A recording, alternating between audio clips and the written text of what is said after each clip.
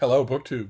Well, after many stops and starts and after a little bit of gentle persuasion, I finally got around to making an American Civil War starter kit. And it was only when I was starting to make my final notes here that I realized how utterly impossible a task it is. There have been over 1 million books written about the American Civil War in every aspect, at every depth, at every level, and there's no possible way to to do that justice in a 10-item list.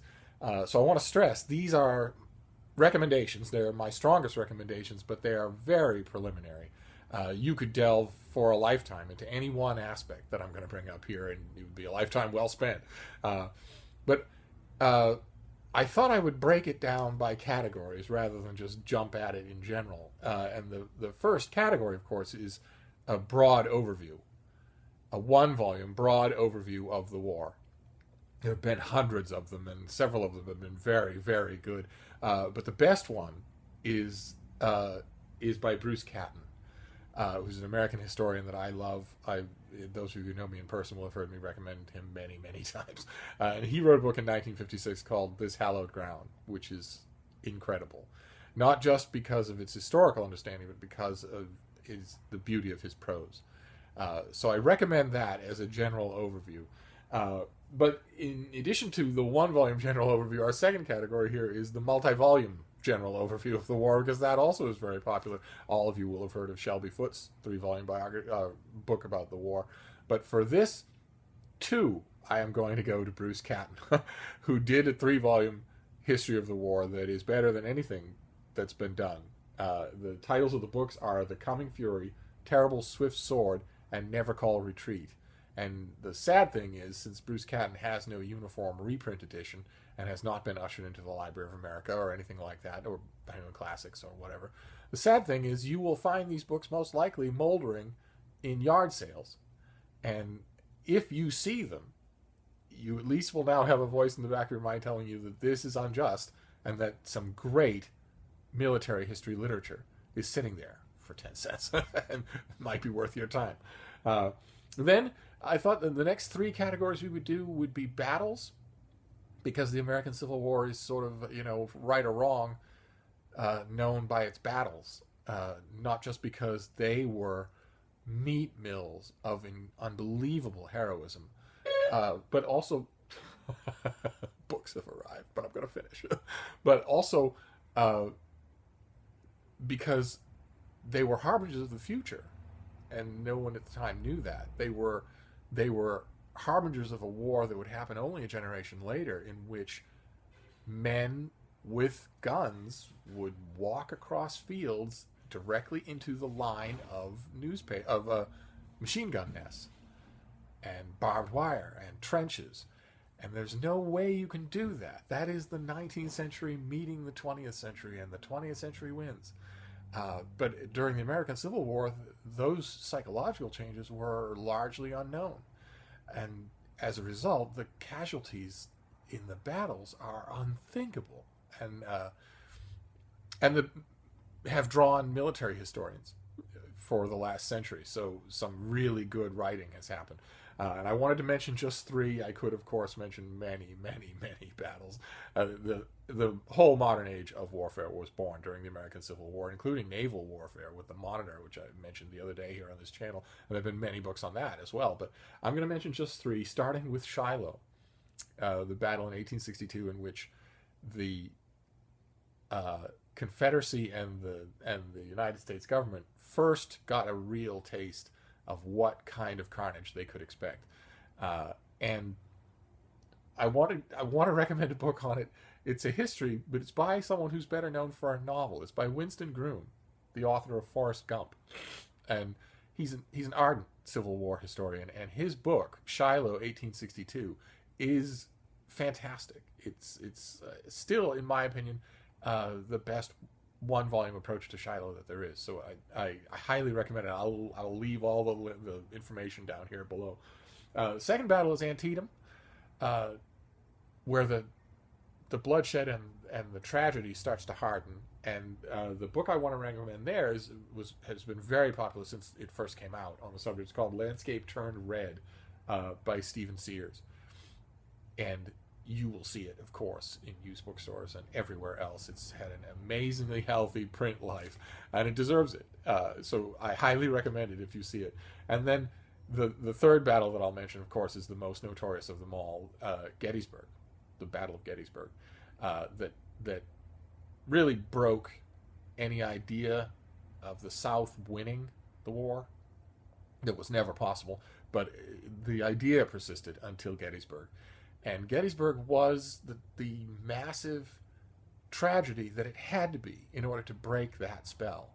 It couldn't have happened with a subordinate general. It had to be General Lee.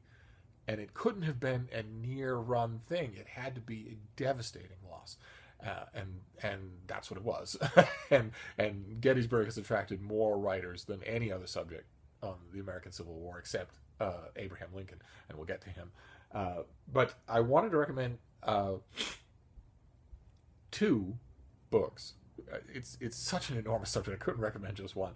For nonfiction, for an actual history of the battle, Alan Guelzo wrote a book called Gettysburg just recently, just a couple of years ago, that is fantastic. I highly recommend it. But when I'm talking about Gettysburg, I can't not recommend something I mentioned on this channel before, The Killer Angels by Michael Shara, a novel about Gettysburg that is in many ways better than any history could be, and something that I highly recommend. You will, even if you think that you don't like historical fiction, you will read it and love it. As I think I mentioned on this channel before, when I used to work in a bookstore, it was the one and only book where I would, when I was recommending it to a customer, I would say, if you don't like it, I'll buy it back from you. And I never had anyone take me up on it. And if you're at all interested, I could easily do a starter kit simply on fiction of the American Civil War. You'll notice in this list I'm not mentioning the Red Badge of Courage or anything like that, but I could easily do that. But once we're done with battles, we move on to generals, and of course there were many charismatic generals in the American Civil War, all of whom have had many biographies. But there are the two that sort of typify the whole thing are Ulysses Grant and General Robert E. Lee. And I wanted to recommend biographies of both men. And for Grant, it's Gene Edward Smith, who wrote a fantastic biography of Grant, not just the Civil War years, but his whole life, including some revelatory passages on his presidency. So that's the Grant biography that I recommend. There have been many, and there have been even more Lee biographies, because he's, this romantic figure, this might have been figure, this persistent idea that he was some sort of tactical genius, and that if only he'd had the manpower and materiel, he might have won the war for the South.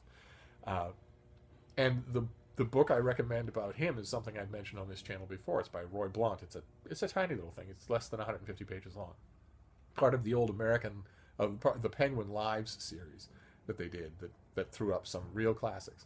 And that was one of them. It was, in fact, the best of them. And you can still find it. It's reprinted. So, and of course, if you can't find any of these, well, you know the drill already on this channel, right? If you can't find any of these, just let me know, and I'll find them for you. But Blount's book on Lee is amazing. It covers a lot in very little space, which is really neat. One of the problems of filming out here in the front room, I'm vulnerable to every sound off the street. Then I want to do three more items, and then we'll wrap this up. Of course, you can't talk about the American Civil War without talking about slavery. And there have been many very penetrating books on the role of abolitionism, on the irritant of industrial slavery, of the whole 9 yards, for as motivations for the war, as motivations for the South to keep fighting, as motivations for foreign powers whose military aid might have tipped the scales to stay away, and so on. And there's a great big book, a fantastic book on the subject called The Slave's Cause. It's not just about the American Civil War, it's the whole subject of slavery in America and the growth of abolition movements. But of course, the Civil War, has a pivotal part in that book. It's by Manisha Sinha, and I'll leave a mention of it down below, but it's a big book. It's a big undertaking, but it is well worth your time. Then I want to wrap up with two last things. We started with an overview of the war, a one-volume overview of the war in terms of what happened, the general narrative of the war.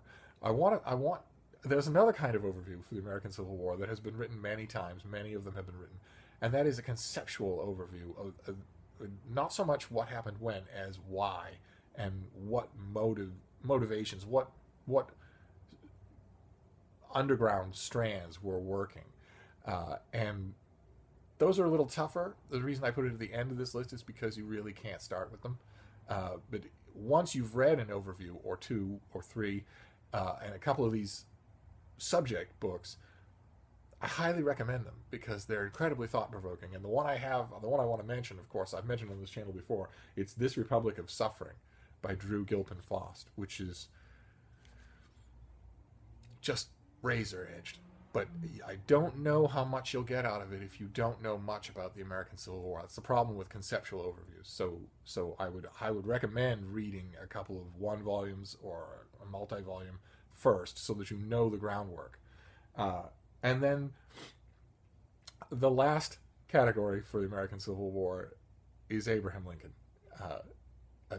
I have been an ardent critic of his for a long time, but even I have to admit that the war and the era would have been very different had someone else been in the White House when it happened. He's a weird, important figure, and of course he has been the subject of countless books. I wanted to recommend just two today. There have been many, many others, but I want to recommend an older biography, and that is, believe it or not, Carl Sandburg. Carl Sandburg, the poet, wrote a 3-volume biography of Abraham Lincoln that you can often find. It's not in print anymore. It should be, but you can often find it in one volume, sometimes one volume illustrated, and I highly recommend it. It's beautifully, beautifully written, and the scene at the very end when John Wilkes Booth kills Lincoln is an incredibly fine, sustained performance in prose. It's fit to stand next to any poetry that Sandburg ever wrote. I can't praise it high enough. And for a more modern biography, there is one that I want to pick out of the fields here, and that it's by Ronald White, and it's called A. Lincoln. It's from 2009. Ronald White has a new biography of Ulysses Grant out in bookstores now, but his biography of Lincoln is the best modern biography that I've read in one volume. It captures a lot of, as much as it can capture, of the weird contradictions of the man. I think Sandburg captures them better than ever. I think you might need a poet to do that. It makes me pine for the prose book on John F. Kennedy that Robert Frost always said he was going to write and never did. But anyway, so there you have it. You've got the battles, the overview, the generals, the president, and the cause that divided the country. And I could easily do 2 more of these, but this will do for a starter kit of the American Civil War. And leave me your comments down below. I'm sure that a lot of you have read a lot about the American Civil War, and I'd love to hear what you've read and what you thought of it. And I will leave a list of all of this stuff down below as well. And I'll see you soon, Book 2. Thank you.